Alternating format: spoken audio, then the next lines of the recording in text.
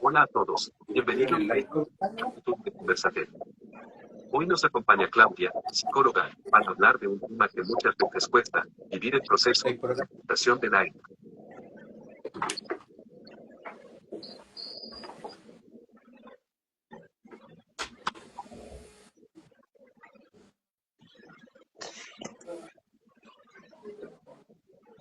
Gracias a todos los que se están conectando. La idea de estos encuentros es que podamos aprender, compartir y sentirnos acompañados. Claudia, gracias por estar con nosotros. Gracias a ustedes, Cari, por la invitación.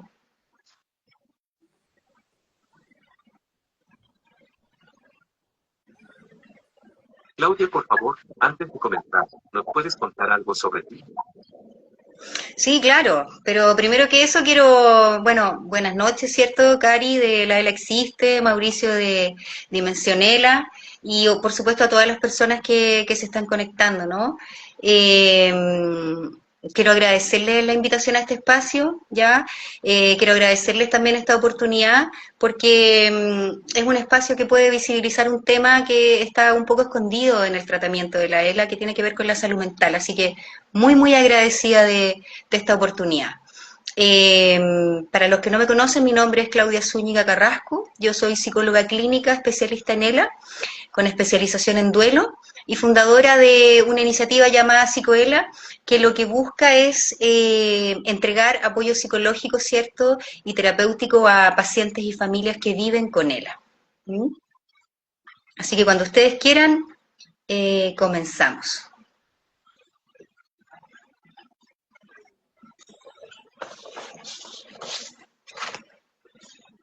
Súper.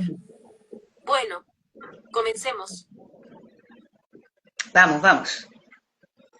Para empezar, nos gustaría aclarar, ¿qué significa realmente aceptar una enfermedad como la ELA? ¿Es resignación o es algo distinto?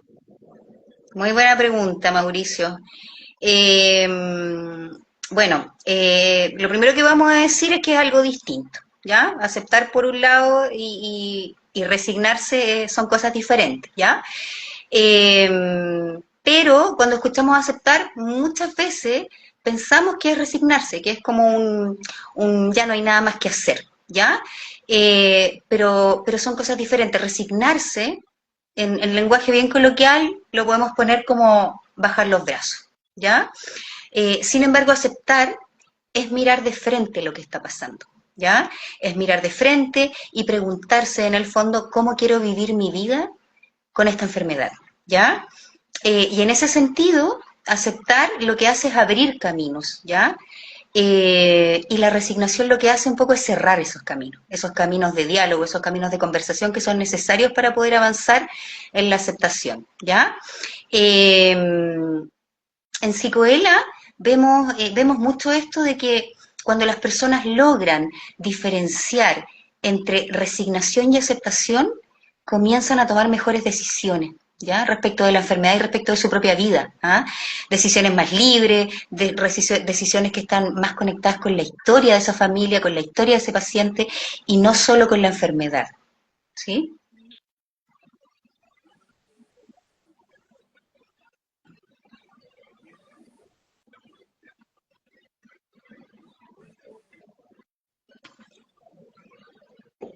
Se habla mucho de la necesidad de aceptar la enfermedad, pero ¿cómo viven ese proceso el paciente y la familia? ¿Qué diferencias suelen aparecer?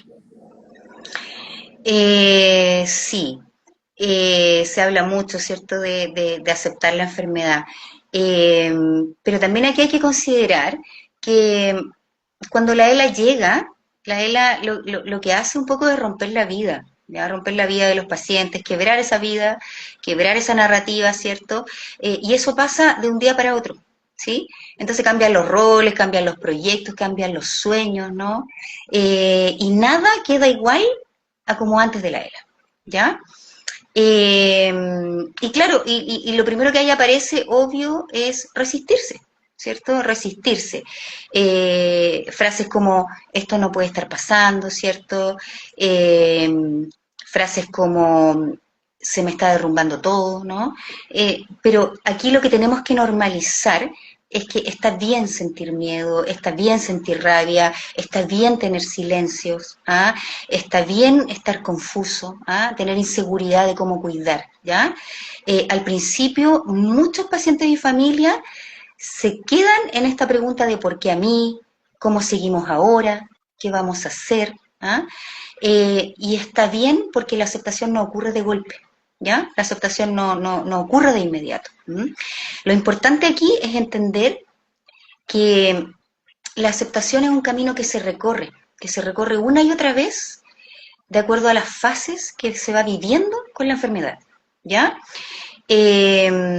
Entonces, por ejemplo, antes del diagnóstico, cuando estamos confirmando el diagnóstico, ¿cierto? A veces eso se demora mucho rato, a veces se demora meses. Hay personas que se han demorado un año en poder tener un diagnóstico. Ahí la aceptación se ve trastocada, ¿cierto? Con esta sospecha, ¿no? Con estas dudas que me genera este diagnóstico, ¿no? Y surgen las primeras defensas, los primeros mecanismos de defensa que son absolutamente normales, porque nuestra psique tiene que protegernos, tiene que, en el fondo permitirnos tener integridad en la vida, ¿ya? Pero, por ejemplo, cuando recibimos el diagnóstico, ¿ya? Aquí lo que ocurre es que hay una crisis con la vida, ¿cierto? Una crisis con vivir ahora la vida con esta enfermedad, ¿sí? Y hay también una confrontación con la terminalidad de la enfermedad, ¿ya? Por lo tanto, nuevamente, la aceptación se ve tocada, ¿ah?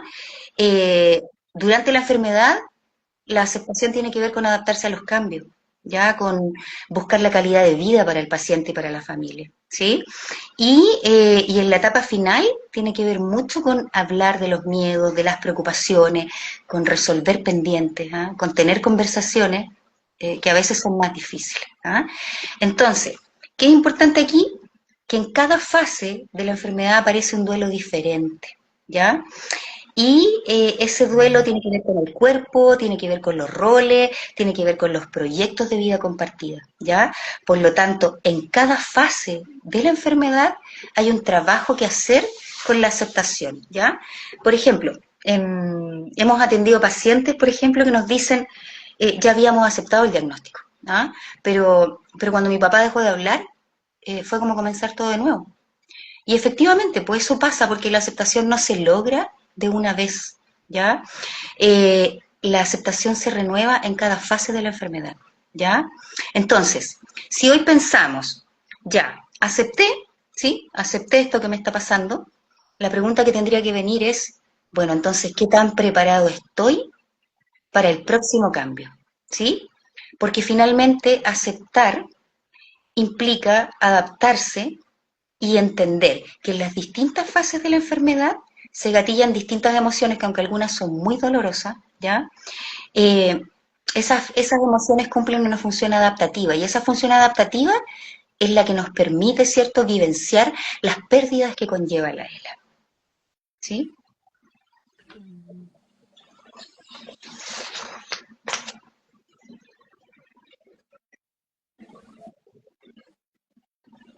Entonces, si lo entendemos ahora, puede ayudar. Claudia, te pregunto, ¿metas pueden ayudar en este proceso? ¿Podemos aplicar en el Ok. Sí, efectivamente, Mauricio, como se entiende como un camino, ¿cierto? Tenemos que buscar estrategias concretas que puedan ayudar en el proceso y también estrategias concretas que puedan ayudar en el día a día, ¿ya? Si pensamos en estrategias concretas en el día a día, ¿ya? Y en el proceso también, evidentemente decir hay que aceptar, ¿no? Hay que aceptar lo que está pasando, no sirve si no hay acciones, ¿ya? Acciones pequeñas, reales, concretas, ¿ya? Entonces, si pensamos en estrategias concretas que nos puedan ayudar día a día, podemos pensar en lo siguiente, por ejemplo, practicar el aquí y el ahora, ¿ya? Vivir el presente. Eso puede sonar un poco laissez-faire, ¿ah? Pero en el fondo, si una lo concretiza, ¿ya? Lo que aquí tenemos es una pregunta que tiene que ver con ¿qué sí puedo hacer hoy día? ¿Sí? que sí puedo hacer hoy día en este presente que tengo, ¿sí? Eh, Otra estrategia concreta para ayudar en el día a día, otra estrategia es nombrar las emociones, ¿ya? Decir, siento rabia, siento miedo, siento tristeza, ¿no? El poder expresar las emociones alivia el peso que implica la gama de emociones que nos llega cuando tenemos que vivir con él, ¿sí? Otra herramienta concreta del día a día tiene que ver con pequeñas rutinas de autocuidado, ¿ya? Tanto para el paciente como para la familia, ¿ya? Y aquí estamos hablando de cosas eh, súper concretas como practicar respiración, escuchar música, leer, pero por sobre todo que tanto el paciente como la familia puedan tener un espacio propio, como conservar este ser persona más allá de tener ELA, ¿sí? Y otra estrategia que se puede aplicar, digamos, es esto de buscar apoyo, ¿no? Buscar apoyo. No solo la psicoterapia, que por supuesto que ayuda mucho, sino también grupos de pacientes, redes comunitarias, ¿cierto? Instancias como la ELA Existe, por ejemplo, efectivamente son grupos de apoyo súper importantes para pacientes, ¿no? En general, y lo conversábamos la otra vez en el live que hicimos con Psicoela, a veces la ELA Existe es la primera puerta que se abre cuando llega la ELA a la vida. ¿Mm? Y si pensamos como en el proceso, eh, aquí, eh, aquí hay como, me gustaría como dividir como el tema como en tres partes, ¿ya? Lo primero es algo concreto que nos sirve cuando recibimos el diagnóstico, ¿ya? Es que podamos atender muy pronto al shock que implica, ¿cierto? Eh, Al shock que implica esta noticia, a este shock inicial, ¿ya? ¿Por qué? Porque esto nos ayuda a no quedar atrapados en el miedo, a no quedar atrapados en la ansiedad, en la incertidumbre, ¿cierto? En el estrés que implica el diagnóstico de la ELA, ¿sí? Si lo pensamos durante la enfermedad, ¿sí? Herramientas concretas que puedan ayudar en el proceso, sirve mucho hablar en familia sobre lo que viene, ¿ya? En Psicoela nosotros a esto le llamamos la mentalidad preventiva, ¿sí? Nos gusta ese concepto y lo llamamos así porque anticiparse a lo que viene con la ELA ayuda mucho a reducir el cortisol y por lo tanto reducir el estrés, ¿cierto? Y por lo tanto también disminuir los sentimientos de indefensión, de vulnerabilidad que se dan en las familias y en los pacientes cuando viven con él, ¿ya? Por lo tanto, lo que hace esta mentalidad preventiva, esto de hablar en familia de lo que viene, nos entrega una sensación de mayor control sobre la enfermedad, ¿ya? Y eso reduce necesariamente el estrés con el que se enfrenta la enfermedad, ¿sí? Y en la etapa final de la enfermedad, pensando en estrategias concretas para ayudar al proceso, acá creemos que reconocer y validar y valorar momentos simples, ¿ya? Momentos simples, espacios de disfrute, conexión presente, ¿ya? Enfocarse en lo pequeño, un gesto, una canción, ¿cierto?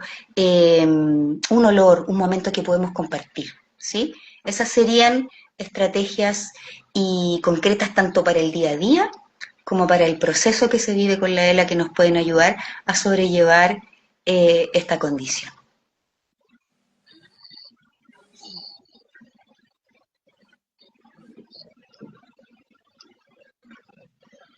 Ahora que hablamos de lo que podemos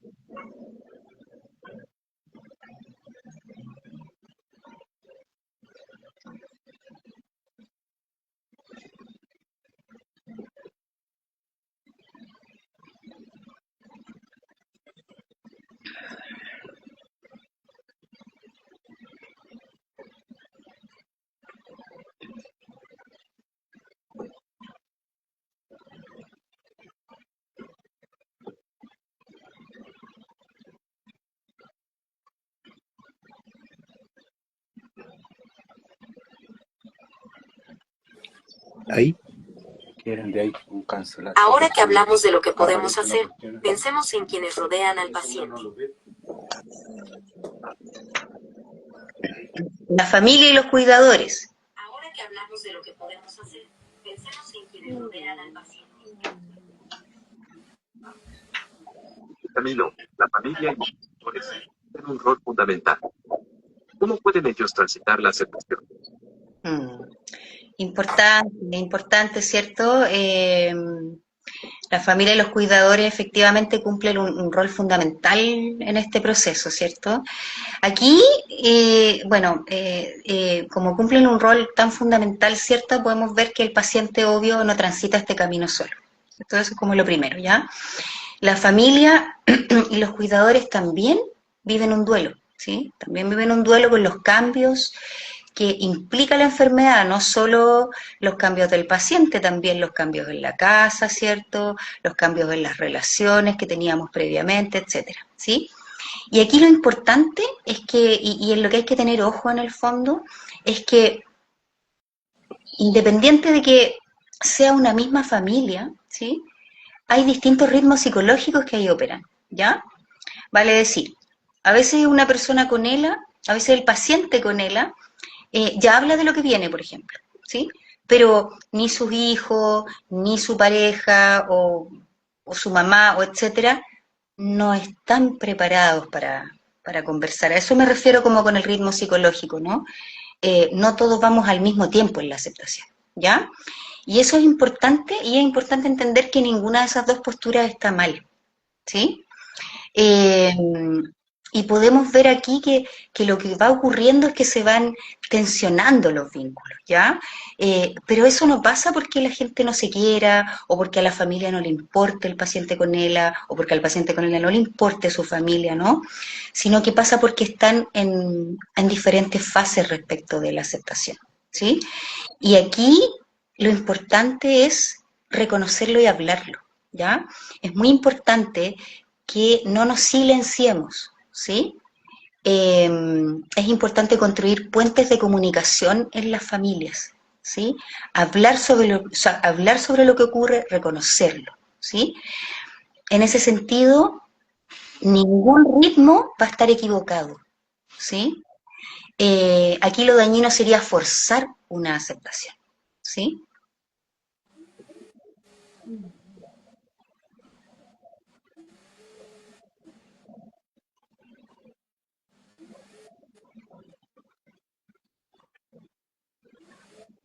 ¿Cómo manejar la sensación de culpa que a veces sienten los pacientes hacia sus cuidadores y viceversa? La culpa es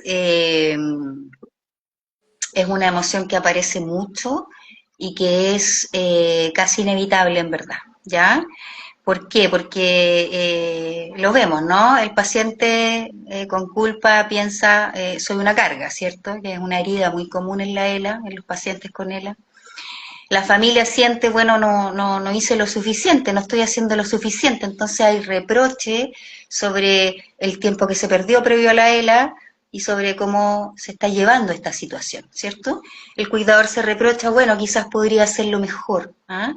Y se reprocha en el fondo por no sentirse suficiente, ¿no? Y ahí la clave es no negar esta culpa, ¿ya? La culpa tiene mucho que ver con esto de qué hubiera pasado si hubiese hecho tal cosa, ¿ah? Entonces es muy importante no negar eso, ¿ya? Sino poner sobre la mesa lo que está pasando, ¿ya? Y poner sobre la mesa y fijarse muy bien en lo que sí se está haciendo, más que en lo que falta, ¿no? Fijarse más como en el vaso medio lleno que en el vaso medio vacío, ¿sí? Entonces, en ese sentido, en vez de criticarnos, ¿sí? En vez de criticarnos por lo que no hacemos, es mejor agradecer por lo que sí se hace día a día, ¿sí? Y reconocer lo que sí se hace día a día en una familia que vive con una condición como la ELA, ¿sí?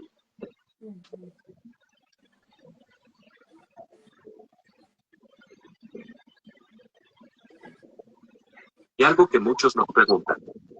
¿Qué decir y qué no decir cuando hablamos con un paciente sobre la enfermedad. Importante eso, importante porque tendemos más a decir cosas que no tenemos que decir que las que sí tenemos que decir. Eh, a ver, ¿qué ayuda? ¿Ya? ¿Qué ayuda? Ayuda mucho el estoy contigo, ¿cierto? Ayuda mucho el cuenta conmigo, ¿sí? Y ayuda muchísimo una pregunta súper simple que es ¿qué necesitas? ¿Ah? El qué necesitas puede ir desde hacer un trámite hasta que tú puedas descansar una hora, dormir una hora y yo hacerme cargo en ese momento, por ejemplo, del paciente. ¿Sí? Eh, Eso ayuda mucho.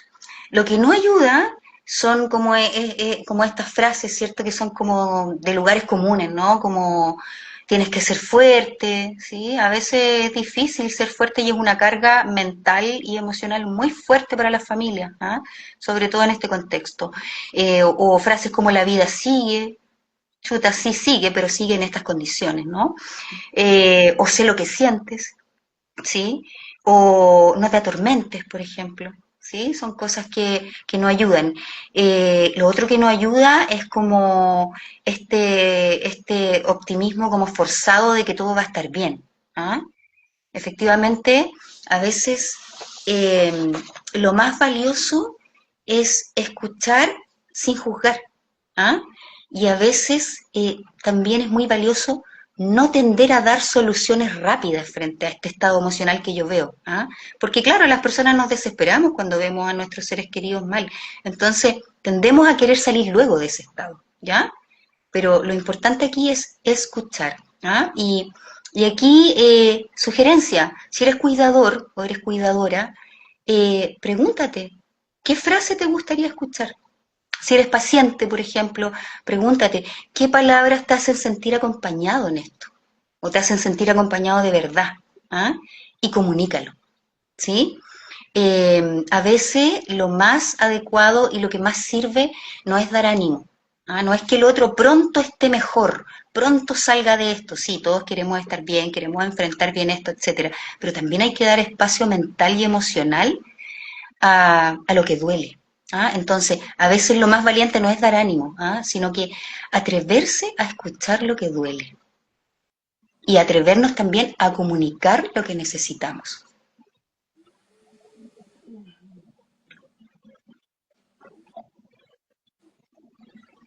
Ahora queremos hacer una dinámica con Claudia y con el público. Les mencionaremos algunas frases y el público dirá si es correcto o mal. Luego Claudia dará la respuesta.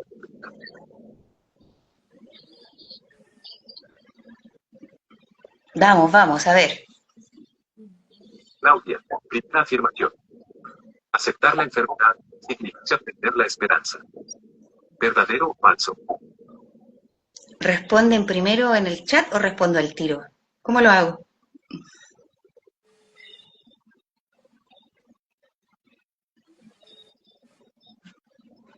Porque ya lo tengo claro.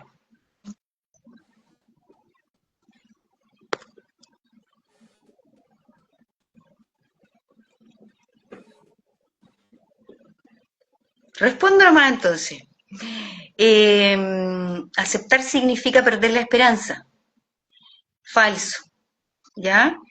Y es falso porque eh, la esperanza no muere, ¿ya? La esperanza con la aceptación se transforma, ¿sí? Y se transforma porque ya no está la esperanza solo en la cura, ¿sí? Porque de hecho la ELA no tiene cura hasta ahora, lamentablemente, ¿sí? Entonces la esperanza ahora está en vivir con dignidad, en vivir con calidad y en vivir con sentido cada día. ¿Ah? ¿Sí? Así que falso, falso, falso.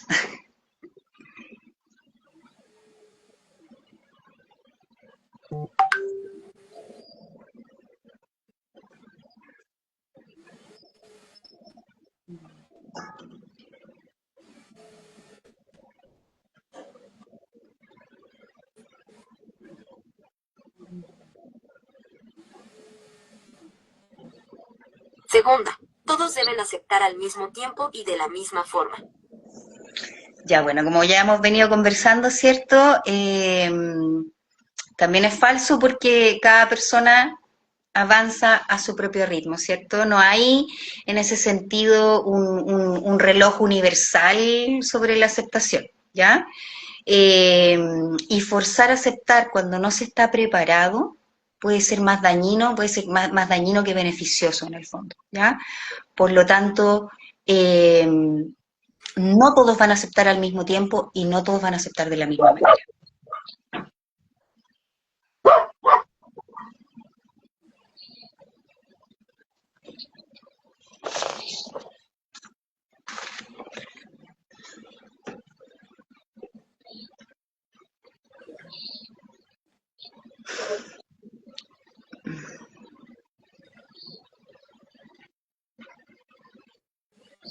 Y esta última. Dale. Estado final, que queda de una vez y para siempre. ¿Verdadero o falso?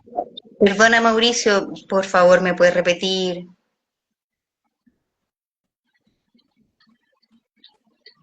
Y esta última. La aceptación es un estado final, al que se llega de una vez y para siempre. Ok. Perfecto, perfecto. Parece que todo salió falso hoy día. Estas tres afirmaciones falsas. Es falso por lo que venimos conversando, ¿no? La aceptación no es un estado final, ¿ya? Es un proceso dinámico, ¿sí? Van a haber días de calma, van a haber días de enojo, van a haber días de tristeza y eso también es aceptar, ¿ya? Y en ese sentido, tal como venimos hablando, la aceptación se renueva y se pone a prueba en cada fase de la enfermedad, ¿ok? Es un camino que hay que transitar, ¿ya? Y que se transita evidentemente mejor acompañado que solo, ¿sí? Por lo tanto, no es un estado final, es un adaptarse a la enfermedad.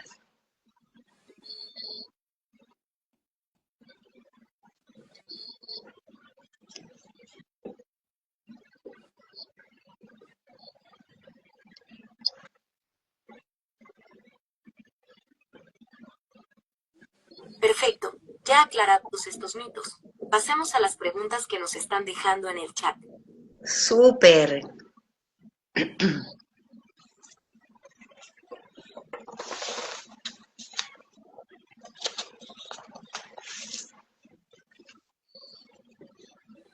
En caso de pacientes que no tienen acceso a cuidados domiciliarios, ¿qué recursos hay para evitar? Mauricio, disculpa, es que probablemente por la lluvia no se escucha cortado, entonces, ¿me puedes repetir por favor la pregunta? En caso de pacientes que no tienen acceso a cuidados domiciliarios, ¿qué recursos hay para evitar el burnout al cuidador? Ok, evitar el burnout al cuidador, ¿cierto? Cuidadora, ya entendí. Bueno, aquí evidentemente no todas las personas tienen acceso a los cuidados domiciliarios, ¿cierto? Y por lo tanto siempre hay una persona que se recarga más que el resto, ¿cierto? Aquí es súper importante reconocer que el cuidador principal es, eh, es muy importante que se cuide a esta persona, ¿ya? Es muy importante para evitar que la familia desista, que la familia en el fondo renuncie a lo que está viviendo, y es muy importante también para evitar este síndrome del cuidador. ¿Qué es importante aquí? Es importante identificar redes de apoyo, ¿ya? Es importante identificar redes de apoyo externas e internas, ¿sí? También es muy importante, y esto cuesta mucho en algunos cuidadores, delegar, ¿sí? A veces las personas que cuidan piensan que nadie va a hacer las cosas como ellos las hacen, ¿sí? Y es legítimo pensar así, y es muy probable que así sea, porque cada persona, ¿cierto?, cuida como cuida, ¿no? Pero aquí es importante atreverse a delegar, a distribuir tareas, ¿sí? También es importante relevar al cuidador, ¿ya? Ojalá exista una red de apoyo que pueda relevar a este cuidador para que el cuidador pueda descansar, para que la cuidadora pueda descansar, ¿ya? También, y esto a veces se les olvida a la familia, es no anular las capacidades del paciente, ¿ya? Eh, yo siempre les digo a mis pacientes, autonomía hasta lo que más se pueda, ¿sí? Por supuesto, eh, resguardando los riesgos, ¿cierto? Con todos los cuidados que hayan, pero los pacientes tienen muchas capacidades y esas capacidades no hay que anularlas, porque si no el cuidador se va recargando más, ¿sí? Eh, recepción del apoyo interno y del apoyo externo, ¿sí? Eh, y, eh, y en ese sentido, apoyarse en las personas que son parte de la familia, pero también evitar el aislamiento social. Ya es muy importante que los cuidadores tengan espacios de dispersión, ¿sí? Es necesario que se cuide la calidad de vida de ese cuidador o de esa cuidadora, ¿sí? Hay muchos sentimientos de culpa ahí cuando los pacientes deciden, perdón, cuando las familias, cuando los cuidadores deciden tomarse un tiempo para ello. Hay mucho sentimiento de culpa porque se siente que es como un abandono al paciente, un abandono egoísta, ¿no? Pero no es así, ¿ah? Todo lo contrario. Las labores de cuidado generan estrés, ¿sí? Generan cansancio y por lo tanto hay que promover el cansancio, hay que promover el descanso de estas personas.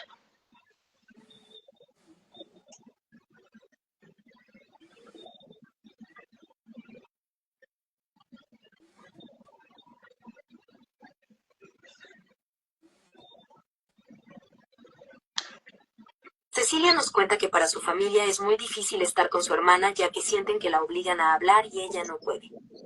¿Cómo pueden compartir con ella y no hacerla sentir de lado? Mm, sí, sí, pasa eso.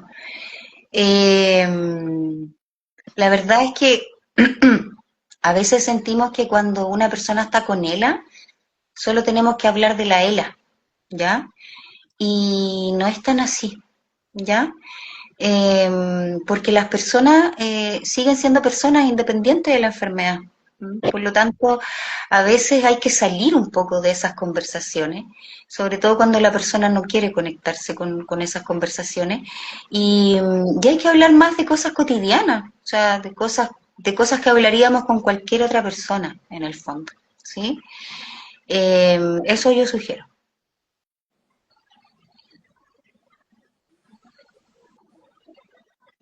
¿Cómo enfrentar la ira si está solo y se da cuenta? Perdón, por favor, repíteme la pregunta, Mauricio. ¿Cómo enfrentar la ira si está solo? Bueno, ¿Cómo enfrentarla a él si estás solo?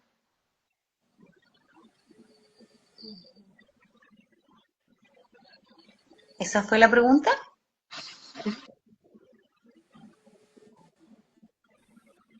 Sí, Sí, ya, gracias. Eh, qué difícil porque el aislamiento no ayuda en esto, no ayuda en enfrentar la enfermedad. ¿Ah? Eh, aquí lo importante es que los pacientes finalmente y la familia nunca realmente están solas, porque también hay equipos médicos detrás, ¿no? Eh, y por lo tanto esos equipos médicos son súper relevantes para poder eh, ir resolviendo las dudas que van surgiendo con la enfermedad, para poder ir conversando sobre lo que me va pasando con esto que está ocurriendo, ¿sí? Eh, pero, pero claro, es una complejidad más estar solo enfrentando esto o estar aislado enfrentando este dolor, eh, que si tengo redes de apoyo en el fondo y me puedo contener con ella. ¿Mm?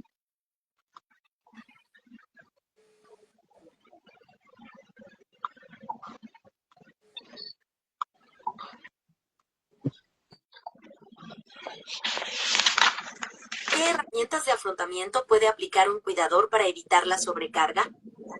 Ujú. Las conversamos un poquito, ¿cierto? Ya, eh, pero aquí dedicar tiempo al autocuidado, ¿sí? Conocer la enfermedad es muy importante, ¿ah? Conocerla, no estar ciego frente o ciega frente a enfrentando esto, ¿no? Aprender a pedir ayuda también, ¿sí? Algo que cuesta un poco, creemos que no las podemos todas, pero el cansancio es tal que es necesario que aprendamos a pedir ayuda. También reconocer y expresar lo que me pasa, sentimientos, emociones que me invaden con esto, y, y estrategias para manejar los cambios de la ELA. ¿Mm? La ELA implica durante el desarrollo de la enfermedad muchos cambios en el paciente y muchos cambios en los sistemas familiares. Entonces, debemos fortalecernos con estrategias para poder enfrentarla, para poder manejarla.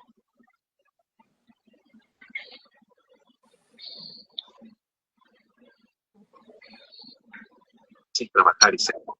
Aún no logro. ¿Qué consejo me pueden dar psicológicamente? Mauricio, es que escucho cortado. Discúlpame, por favor. ¿Me puedes repetir la pregunta?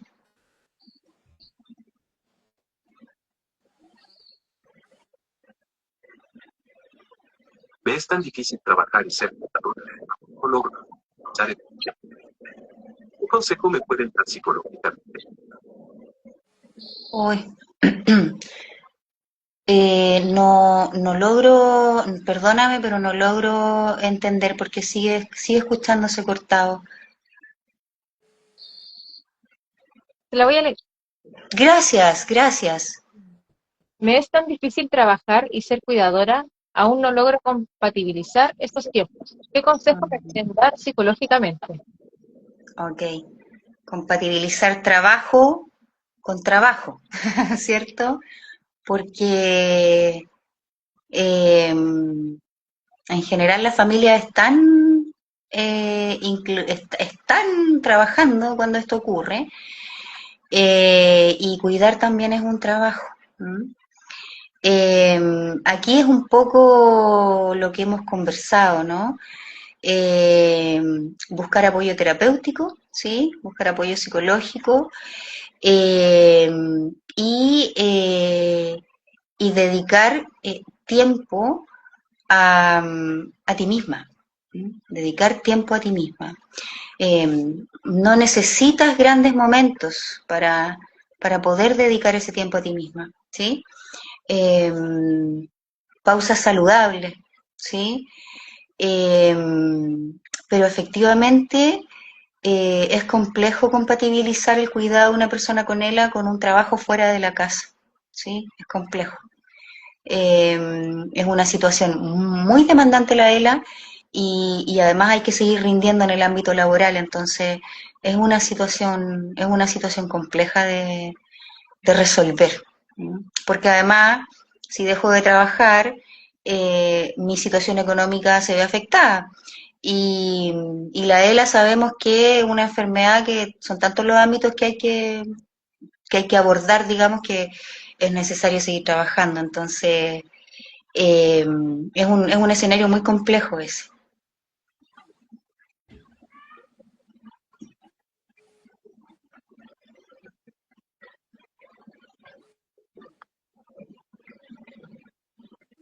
Y por último, Pinca pregunta qué se puede hacer cuando la persona se frustra. La frustración, sí. En general, con todas las emociones que surgen durante el proceso de la ELA, lo que se sugiere es darles un espacio mental, ¿sí? Darles una oreja, ¿ah? Un espacio acá, un espacio emocional, un espacio mental, una oreja, ¿ah? Eh, Escuchar eso, ¿sí? Es difícil a veces escuchar que el otro no se siente bien, ¿ah? Que el otro está frustrado, ¿sí? Pero ahí lo que tenemos que hacer es escuchar lo que nos están diciendo, ¿sí? No tratar de reparar eso, ¿ah? Sino eh, escucharlo, aceptarlo, que el otro sienta que cuando me está comunicando algo, eh, yo lo estoy escuchando y no lo estoy tratando de cambiar, ¿sí? Es muy común la frustración, sobre todo con los cambios respecto de la autonomía de un paciente. O sea, ¿cómo no frustrarse si la vida cambia completamente y el día de hoy dependo de todos para todos? ¿Mm? Es normal frustrarse, ¿sí? Eh, Ahora, estrategias concretas en esos momentos sirve mucho eh, algo que se llama la respiración diafragmática, ¿sí? Como con esas emociones que son intensas, como la rabia, la frustración. Sirve mucho la respiración diafragmática, que lo que hace es que calma nuestro sistema nervioso, ¿sí? Nuestro sistema nervioso, cuando tenemos ELA, en general está en alerta, está hiperalerta, ¿ya? Porque está desde la frustración, está desde la rabia, está desde el miedo, ¿ah?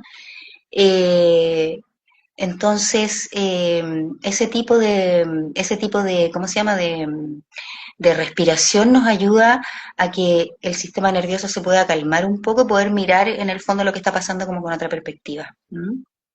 Pero es súper normal sentir frustración.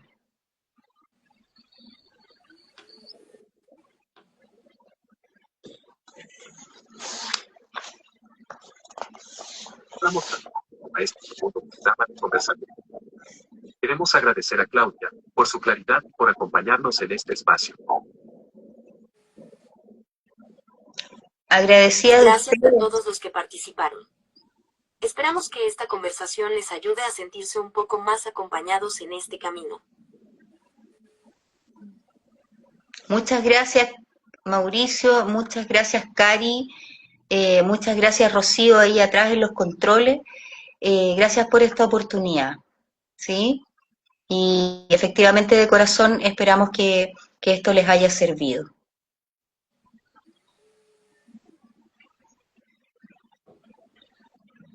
Recuerden que pueden volver a ver este live aquí, en nuestro compartirlo con quien lo necesiten.